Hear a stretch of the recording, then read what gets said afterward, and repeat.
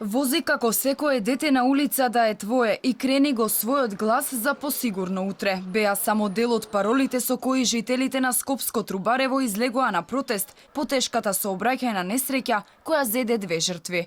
Револт тага и без жителите искажаа кон институциите кои со години не го решаваат проблемот со небезбедниот сообраќај.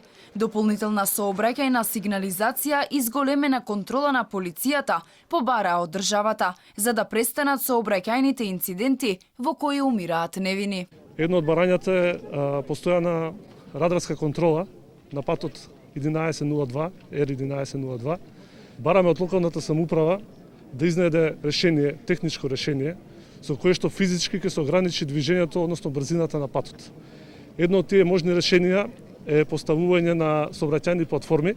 Патот на смртта го нарекуваат жителите регионалниот пат кој ги поврзува Трубарево и Петровец, каде многумина ги загубиле животите. Последниот немил настан беше во неделата кога поради несовесен граѓанин под дејство на алкохол животот го загубија 10-годишно дете и мотоциклист на 40-годишна возраст. Со години наназад жителите реагирале до надлежните, но оттаму досега молк. Велат дека ќе продолжат да протестираат се додека не ги слушнат нивните барања. Според нив, последното решение би било овој пат да се тргне од листата на регионални патишта за локалната власт да има ингеренции да постави семафори или друга сигнализација.